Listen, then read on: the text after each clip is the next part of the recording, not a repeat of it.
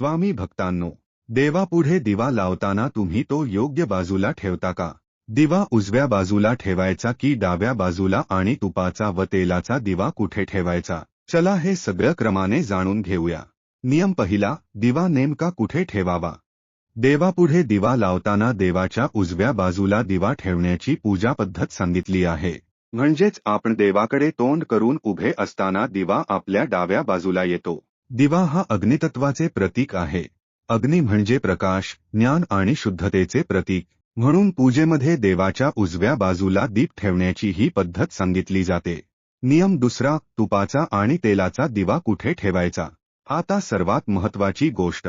तुपाचा दिवा आणि तेलाचा दिवा दोन्ही एकाच बाजूला ठेवायचे असतात का?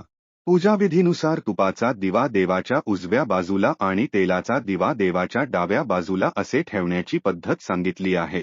म्हणून दोन्ही दिवे लावत असाल तर तुपाचा दिवा उजवीकडे आणि तेलाचा दिवा डावीकडे ठेवला जातो. नियम तिसरा, दिव्याची ज्योत पूजा करताना दिव्याची ज्योत पूर्व किंवा उत्तर दिशेकडे राहील याची काळजी घ्यावी. स्वामी भक्तांनो, शेवटची महत्त्वाची गोष्ट, पूजा करताना फक्त दिवा कुठे ठेवला यापेक्षा तो दिवा लावताना आपल्या मनातली श्रद्धा आणि स्वामींचे नामस्मरण हेही तितकंच महत्त्वाचं आहे. दिवा लावताना मनापासून म्हणा, श्री स्वामी समर्थ. कारण देवापुढचा दिवा केवळ प्रकाश देत नाही, तो आपल्या मनातील अज्ञानाचा अंधार दूर करून ज्ञान आणि भक्तीचा प्रकाश जागवण्याची भावना निर्माण करतो.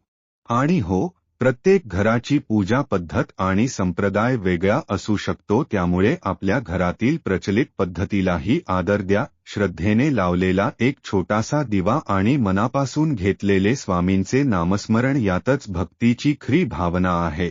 अशीच श्रद्धा मनात ठेवून रोज स्वामींचे नामस्मरण करा. श्री स्वामी समर्थ. जय जय स्वामी समर्थ.